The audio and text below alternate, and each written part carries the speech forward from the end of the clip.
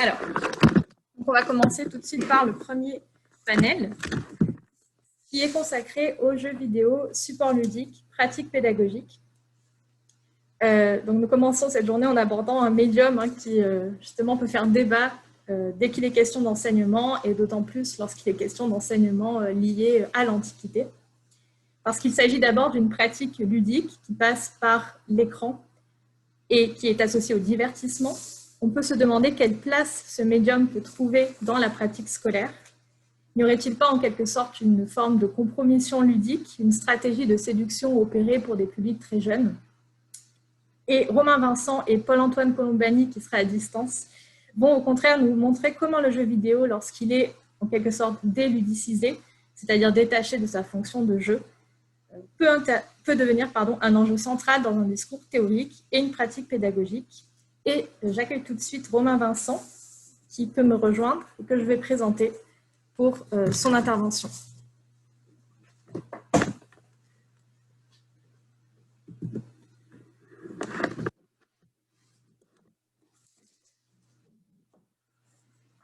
Je vais vous laisser la place après. Je finis juste. Je regarde pour que vous puissiez.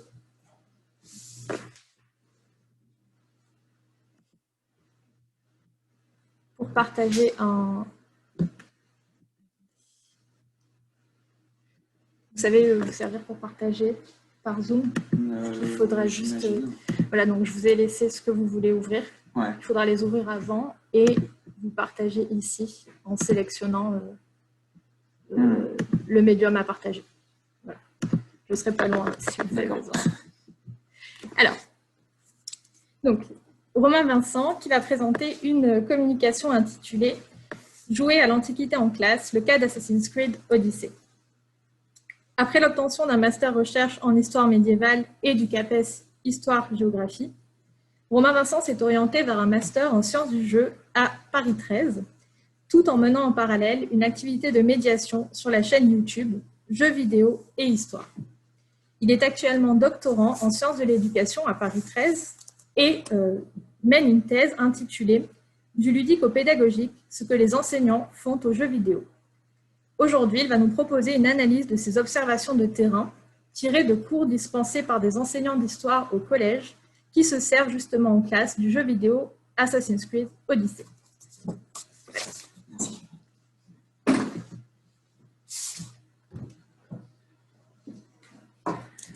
Alors, j'ouvre là.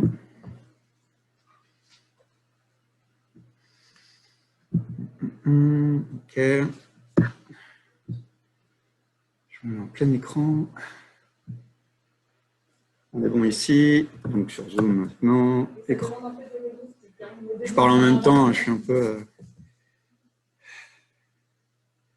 Et là, je ne sais pas. Si, là. Hein. Et donc, partager. C'est incroyable. Allez. Merci. Donc, ça a l'air d'être bon? Ok, très bien. Merci pour la présentation et merci de me permettre d'intervenir ici sur mes recherches. Avant d'intervenir comme doctorant, je vais intervenir très rapidement en tant que professeur aussi d'histoire-géographie en collège, en ayant une pensée pour Samuel Paty, l'enseignant assassiné la semaine dernière. Sans transition, évidemment. Hein, donc, en réfléchissant, évidemment, et en vu passer l'appel à la communication. Alors là, je suis sur Zoom. Non? Oui. Il est vrai que quand j'ai entendu parler de matière antique en classe, hein, ça fait tilt tout de suite dans mon esprit parce que ça résonnait avec les observations que j'ai menées donc, en situation scolaire et en collège en particulier. Sur le jeu vidéo Assassin's Creed Odyssey, je vais en parler très rapidement. C'est un jeu donc, qui se déroule pendant l'Antiquité grecque, au 5e siècle avant Jésus-Christ. Donc l'idée d'aujourd'hui, hein, c'est de pas trop être dans les discours sur les possibilités éducatives du jeu vidéo, mais de voir réellement ce qui se passe entre les quatre murs de la classe, voir l'écart qui existe entre discours et pratique, voir l'écart qui existe entre jeu à la maison et jeu en classe. Donc, on va pouvoir se demander un peu tout ça. Et on se demandait justement, alors vous l'avez très bien dit en présentation, et vous avez déjà dit des éléments de conclusion presque de mes travaux, qu'est-ce qui reste du jeu une fois qu'il rentre à l'école? Qu'est-ce qui reste du jeu une fois qu'on lui donne des objectifs d'apprentissage qu'il n'a pas dans son contexte ludique en situation informelle? Comment l'enseignant transforme un dispositif ludique en outil pédagogique, ce qui ne va pas de soi? Un jeu vidéo n'est pas un outil à la base, c'est un jeu, vous l'avez bien dit, c'est un dispositif ludique, on a tendance parfois un peu à l'oublier. Et quelle connaissance sur le monde antique cette mise en forme éducative du jeu diffuse-t-elle? Donc on va être plutôt côté enseignant ici. Alors mon cadre théorique, déjà évidemment de se dire que apprendre en jouant, c'est une très belle expression, mais qui n'est pas basée sur grand-chose de sérieux scientifiquement. On entend souvent ça, on apprend naturellement en jouant, que le jeu serait éducatif par essence, mais désolé, il n'y a pas de preuves scientifiques que le jeu permette naturellement l'apprentissage, tout simplement parce qu'il y a une mosaïque presque infinie de types de jeux, déjà d'une. Et apprendre, qu'est-ce que ça veut dire? Apprendre quoi? On va se demander déjà, quand on joue, on apprend peut-être déjà à jouer, on apprend les règles du jeu, on va apprendre la narration peut-être transmise par le jeu, et pour les Assassin's Creed, on va voir que ça peut poser un peu problème. Et surtout, quand on vous dit que tel jeu permet d'apprendre, on oublie de détailler le contexte. C'est-à-dire, quand on rentre un peu dans le détail de tout ça, on voit qu'il y a eu une mise en forme éducative, que le contexte fait que, alors là on verra, vu qu'il y a l'enseignant, la mise en forme éducative est très présente. Mais voilà, on parle plutôt de jeux situés, hein, je pense. Je pense qu'il faut partir de la situation pour analyser les effets du jeu et voir s'il y a effet du jeu ou effet de l'enseignant ici. J'en profite pour dire, quand il me reste 5 minutes, est-ce que vous pouvez me signaler pour pas que je déborde? Merci beaucoup. Deuxième point, évidemment, je veux essayer de redonner sa place à l'enseignant dans les analyses sur le jeu à l'école, puisqu'il y a déjà des études sur le jeu vidéo à l'école, hein, il y a déjà des recherches menées dessus, mais c'est une pratique qui apparaît comme si on intégrait le jeu et qu'après on analyse uniquement les relations élève-jeu, comment il joue, qu'est-ce qui se passe. L'enseignant apparaît assez peu dans ses recherches. On ne sait pas qui il est, on ne sait pas pourquoi il fait ça, on ne sait pas sa culture ludique, peut-être qu'il y en a une. Hein.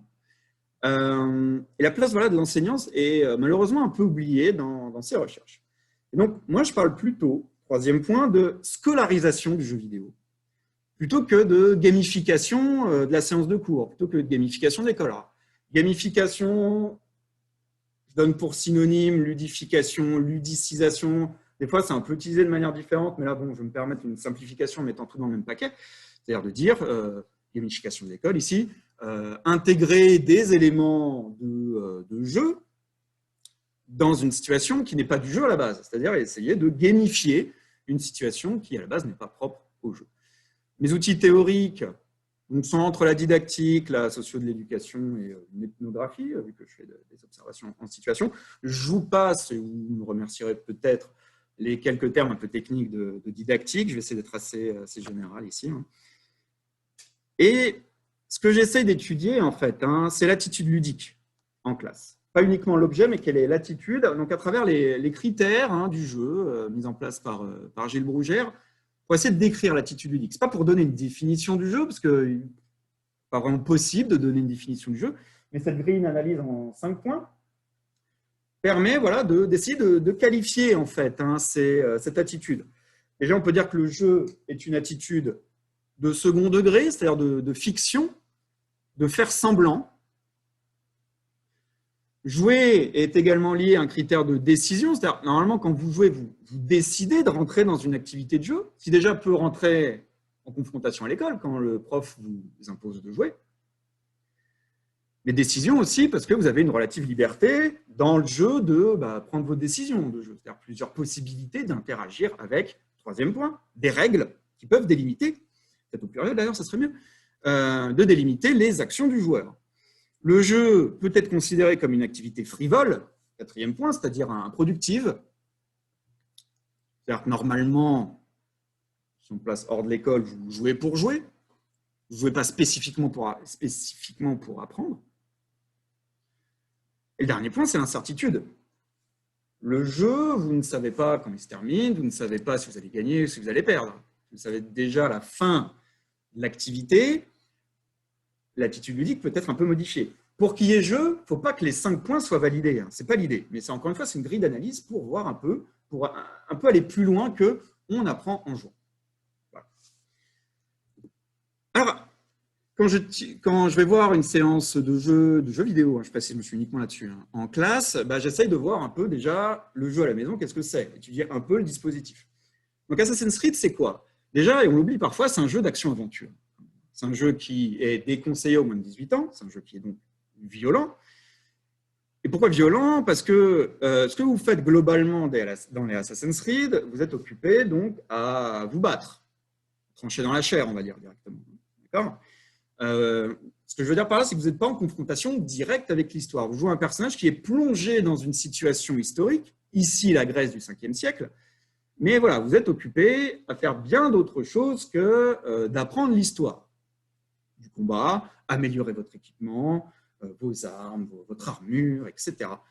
Là, je vous ai mis un screenshot en haut à gauche, un extrait du jeu, voilà, où est mise en scène un coup que j'aime bien, qui est le coup de pied de Sparte qu'on retrouve dans le film 300.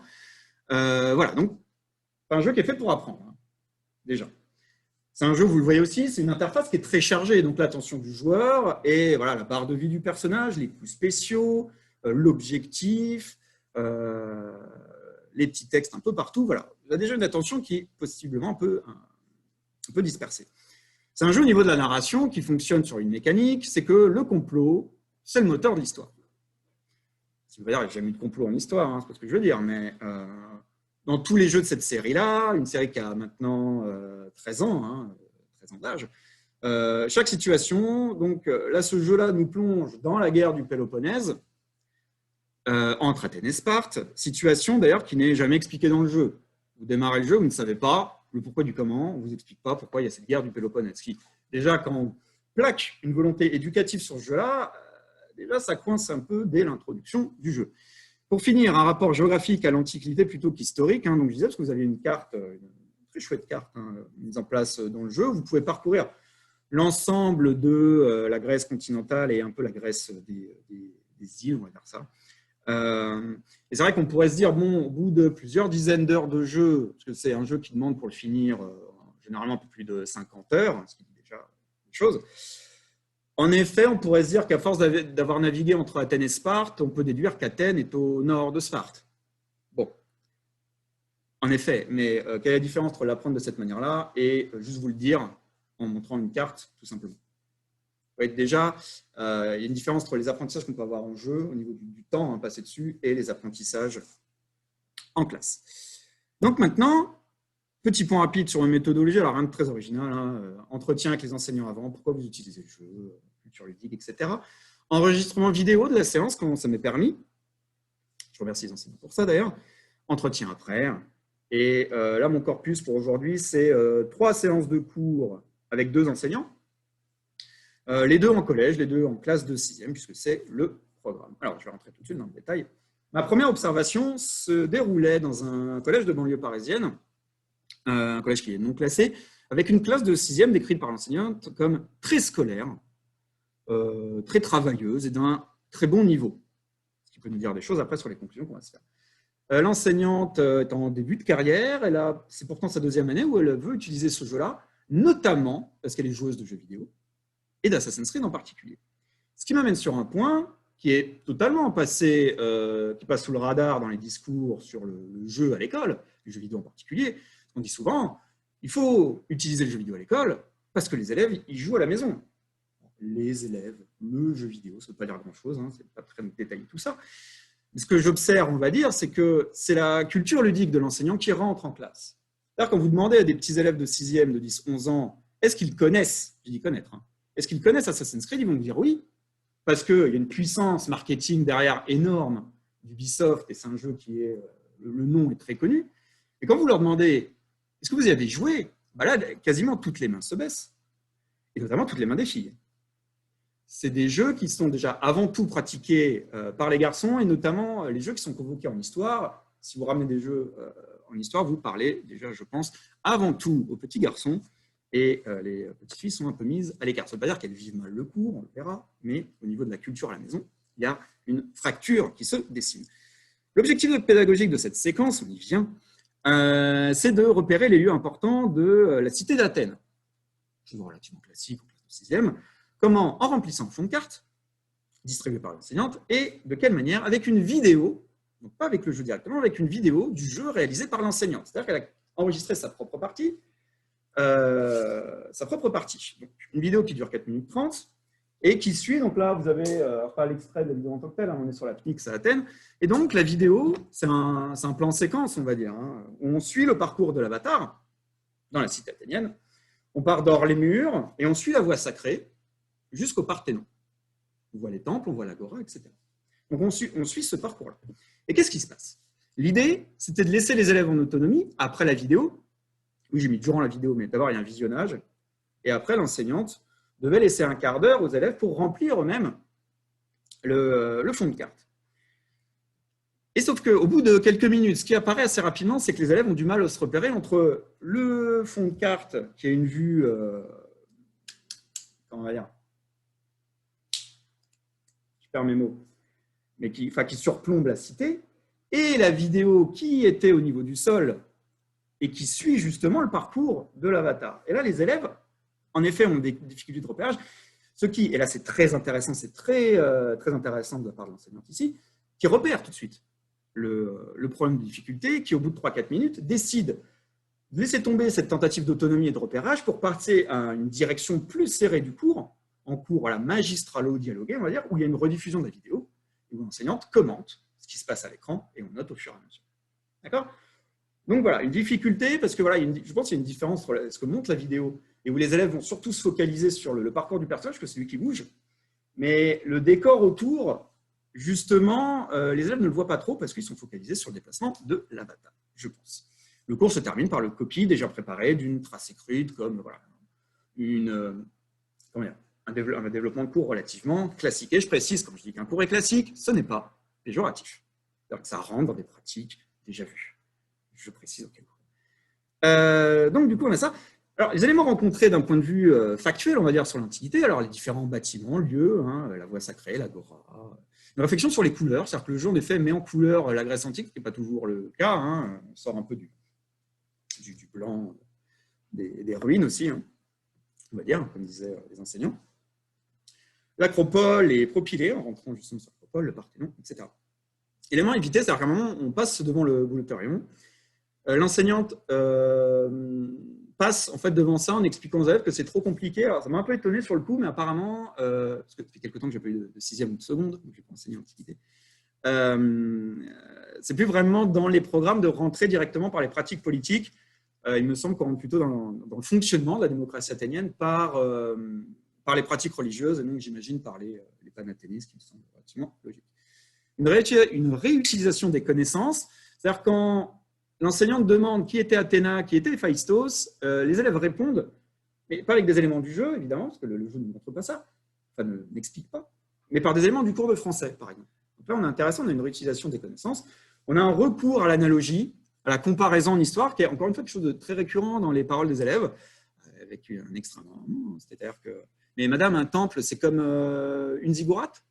Ziggourate étant un temple, me semble-t-il, le terme utilisé dans les cités mésopotamiennes, si je ne dis pas de bêtises. Donc un cours qui était vu précédemment. Les cultures historiques et ludiques en tension, ce que j'entends par là, c'est au niveau des interventions des élèves. Et là, c'est assez intéressant. Hein. C'est-à-dire que vous avez des élèves qui vont questionner l'enseignant directement sur ce que j'appelle le jeu, c'est-à-dire, madame, est-ce que vous avez fini le jeu? Mais madame, vous jouez à ce jeu-là chez vous. Donc ça a tendance un peu à pas casser le cours, pas de négatif, mais c'est intéressant que ça émerge assez naturellement. Voilà, mais le personnage là, il vous a pas attaqué par exemple, comment ça se fait? Parce que normalement dans Assassin's Creed on se bat quand même. Donc voilà, on a ces interrogations là qui me semblent prononcées par les élèves les plus en difficulté de la classe. C'est assez intéressant. Alors je suis la catégorisation d'enseignante ici. Et ensuite des interventions relatives à l'histoire, au passé, on va dire vraiment au contenu culturel, avec des élèves qui demandent, mais au niveau du son, est-ce qu'ils chantent en latin par exemple les personnages là? Alors non, en grec. Est-ce que la musique est réaliste? Alors, quand un élève de 10 ans, 10-11 ans pose ça comme question, enfin, ça montre déjà une certaine, je pense, prédisposition, on va dire, hein, à poser ce genre de questions, des bâtiments qui sont reconnus, des questions sur l'amphithéâtre, par exemple, il n'y a pas, vu que c'est derrière moi. Donc voilà, on a ce genre de choses. Et quand je demande aux élèves ce qu'ils ont appris après le cours grâce au jeu, c'est un peu compliqué quand même de cerner. Les élèves, au niveau de la méthode, je les ai 10 minutes, grand maximum après le cours, parce qu'ils sont entre deux cours, ou des fois c'est en fin de journée, il y a le bus, ils ne peuvent pas trop rester avec moi. Donc, et ça donne une petite indication. On a une espèce de sentiment de réel. On a vu comment c'était à l'époque. On a vu une ambiance. Et des mots un peu partagés par l'enseignante d'ailleurs. Donc, ouais, difficile de déterminer qu'est-ce que du jeu ou du discours magistralo-dialogué de l'enseignante donne vraiment les connaissances. On parle de temple, le terme d'agora et de parthénon est un peu ressorti par les élèves, mais des 4-5 que j'avais, ce n'est pas majoritaire. On a donc une mise en forme éducative qui exclut les éléments ludiques, parce que là, vous voyez qu'il n'y a pas du tout de jeu, mais il y a quand même des réactions liées au jeu. Et la dernière phrase pour cette première observation, c'est cet élève qui me dit avant, je jouais à Assassin's Creed, mais je ne me rendais pas compte de tout ça. Je ne voyais pas vraiment ce bâtiment, comment il s'appelait. Je m'en fichais. Je voulais juste faire les missions qu'il y avait. Et là, limite, dans cette phrase, il y a un peu tout dans la transformation du jeu à l'école. C'est-à-dire que l'enseignante souligne les éléments culturels que le joueur ne voit pas, parce que le joueur a des objectifs ludiques qui, justement, concentrent son attention. Ma deuxième observation, elle s'intéresse toujours à Assassin's Creed Odyssey, mais à ce qu'on appelle le Discovery Tour. Alors, le Discovery Tour, c'est le mode éducatif d'Assassin's Creed. Je vous mets un très rapide extrait, si j'y arrive. Alors, le zoom, vous n'allez pas voir, hein, je suis désolé. Il fallait être là. Mais c'était pour m'enlever une manipulation.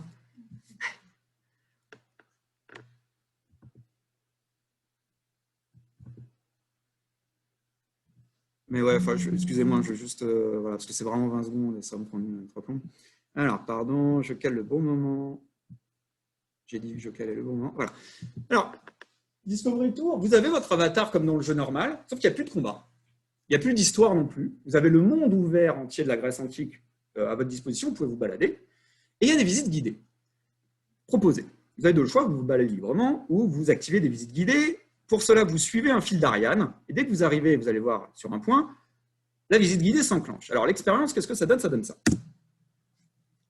Donc je suis mon petit fil d'Ariane parce que je veux savoir la suite de la visite. J'arrive là-dessus. Hop.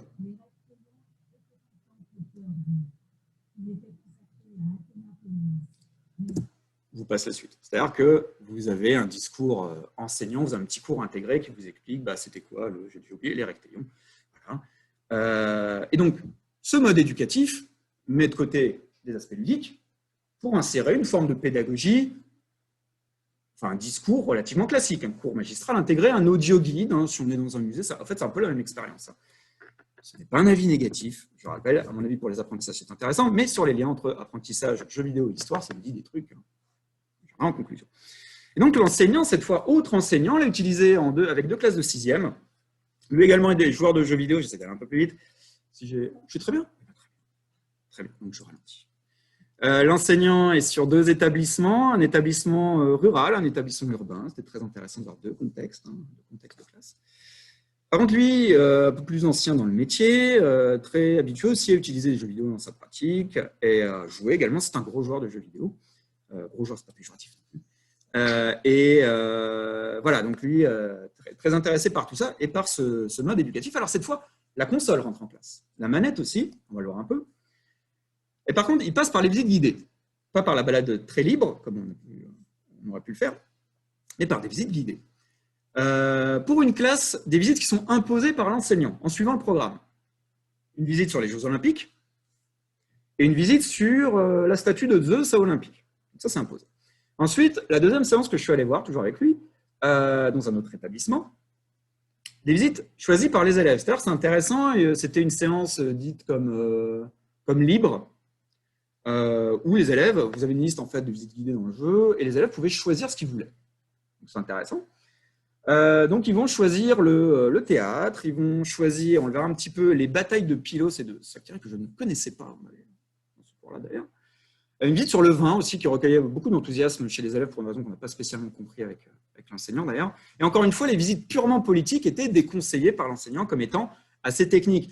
Le jeu, au niveau de la communication d'Ubisoft, est quand même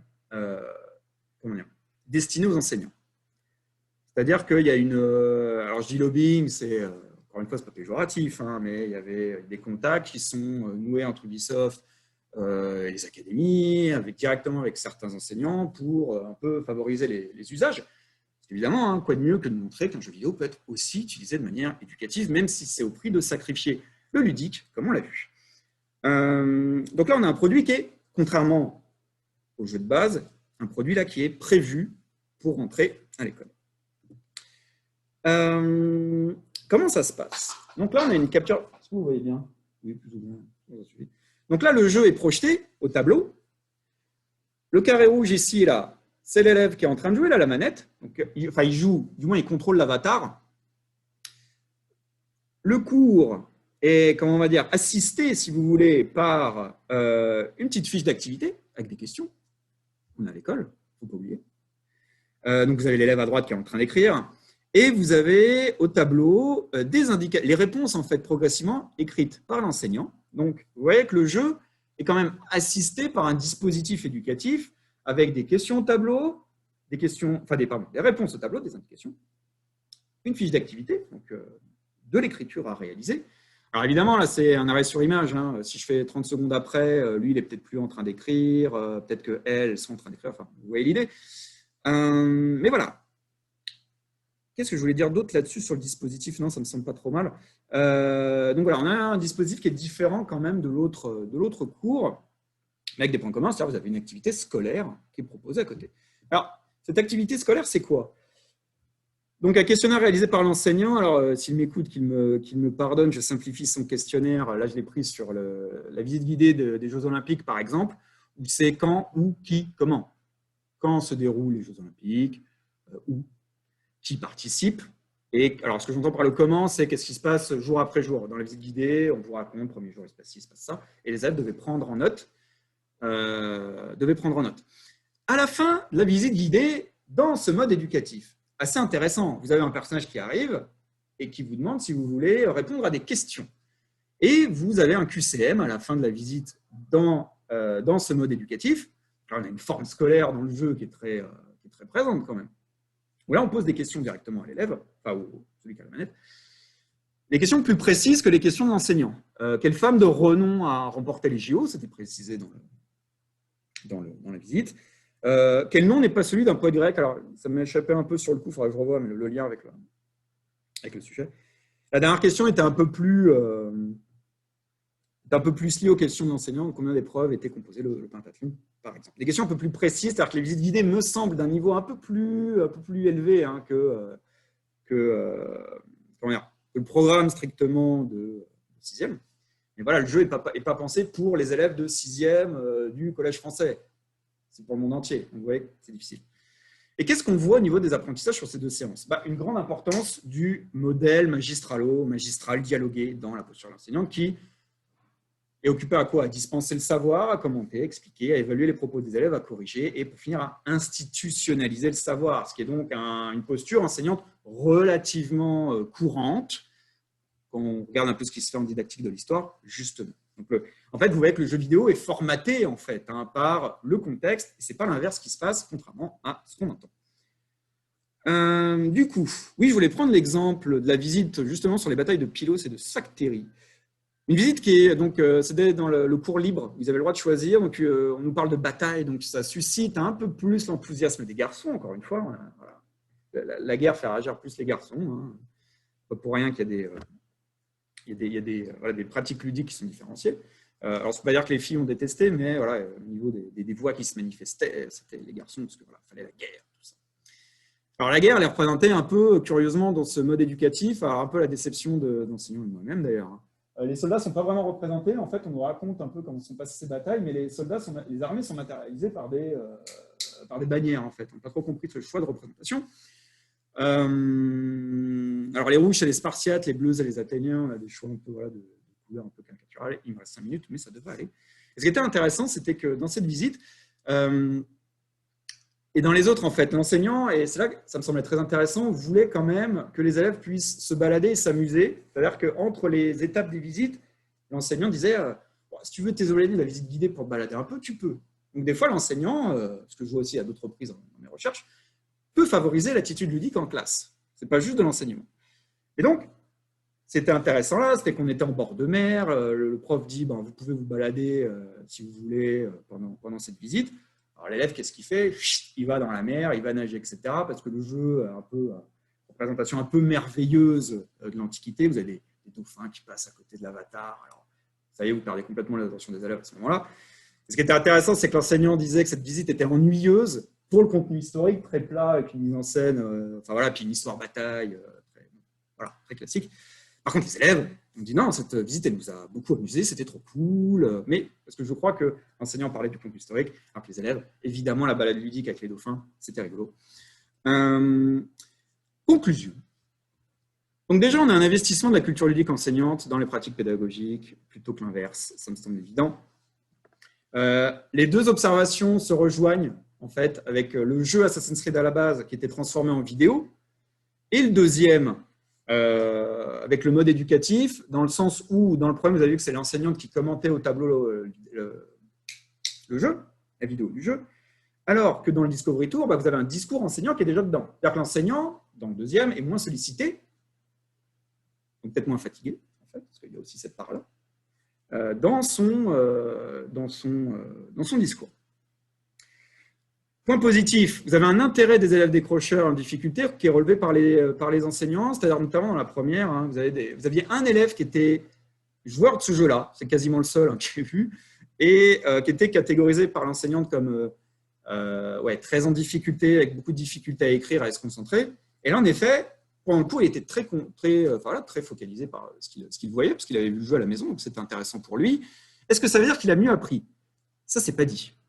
C'est-à-dire que je l'ai vu en entretien après, il y avait cette impression d'ambiance, mais sans vraiment donner des éléments de vocabulaire très précis, ce qui est peut-être normal. Je les prends à chaud juste après le cours, parce que je ne peux pas faire autrement. Donc, à relativiser aussi, mais en fait, c'est déjà très bien d'avoir suscité l'intérêt de l'élève, même si vous ne l'avez pas transformé en élève très scolaire comme ça par l'intermédiaire du jeu qui arrive. Et quand je parle en 4 d'effet prof cool, alors attention, ça, ce n'est pas moi qui le dis. C'est des enseignants qui me disent qu'en effet, quand vous ramenez ce genre de dispositif, il y a un effet prof cool. Alors, ça veut dire quoi? C'est peut-être qu'il y a un effet plutôt sur le relationnel plutôt que sur les apprentissages. Et sur le relationnel, c'est-à-dire sur l'ambiance de classe, sur la direction de la classe, sur la gestion de classe. On le voit avec l'élève en difficulté, je vous ai parlé. Alors, des fois, c'est mal vécu quand on parle de ce type de sujet-là. C'est pas l'idée de dire oui, alors vous utilisez des jeux, vous êtes des magots. Non, c'est pas ça. C'est s'il y a un effet sur le relationnel, sur la gestion de classe, en fait, c'est déjà énorme. Je veux dire, tous ceux qui ont enseigné ici, si vous n'avez pas un bon relationnel avec votre classe, vous n'y arrivez pas. Donc, si on utilise ces outils-là aussi pour créer ça, c'est pas juste, évidemment, c'est juste pour s'amuser, ça pose problème sur le temps long. Mais si, pendant une petite heure, une petite parenthèse, il y a une autre ambiance de classe qui se crée, pourquoi pas? Si après, ça vous permet, dans le temps long de l'année scolaire, d'avoir un très bon relationnel avec vos élèves, c'est ça de gagner. Et l'effet prof cool, c'est bien, même si, évidemment, l'expression des sujets. Et donc, au niveau de cet accrochage, je termine là-dessus. Enfin, on pourrait se demander, vu que le jeu est quand même très transformé, qu'il y a quand même, au niveau des connaissances, le visuel qui passe plus que le reste, on n'aura pas le même résultat avec le cinéma. On passe à Gladiator. Excusez-moi pour mes références, ou des extraits de la série Rome, par exemple. Pour Athènes, j'ai moins de références, 300, enfin. Et donc, apprendre l'Antiquité avec Assassin's Creed, oui, mais on le voit très bien en posant la manette et en écoutant ce que l'enseignant ou l'enseignant dans le mode éducatif nous raconte. Et j'ai terminé. Merci.